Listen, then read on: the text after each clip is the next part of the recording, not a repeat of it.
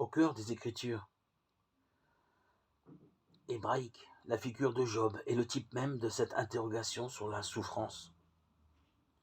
Homme juste et pieux, abreuvé d'épreuves, il refuse de lâcher aussi bien l'affirmation de son innocence que sa relation avec le Seigneur. Restant accroché à ses deux pôles jusqu'au bout, Job voit sa dispute avec le Seigneur déboucher sur une percée nouvelle. Il ne s'agit pas d'une explication intellectuelle, voire d'une justification de la souffrance, chose monstrueuse que Dieu ne peut jamais offrir, mais plutôt la révélation d'un contexte où tout change de couleur.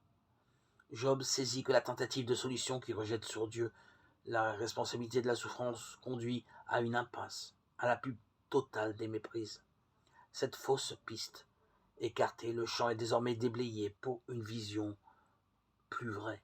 En fait, cette vision est là depuis les débuts de la révélation biblique. Le premier innocent que nous rencontrons dans les pages de la Bible est Abel, injustement tué par son frère, Caïn. Or, l'auteur de la Genèse écrit à son propos des paroles stupéfiantes. Le Seigneur dit à Caïn, qu'as-tu fait? Écoute le sang de ton frère crier vers moi du sol. Genèse 4:10. Dans la Bible, le sang, c'est la vie, voir Lévitique 17:11-14.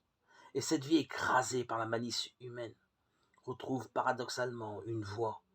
Loin d'être étouffée par la violence des hommes, le désir de vie qui habite le cœur de la victime est libéré par son innocence blessée.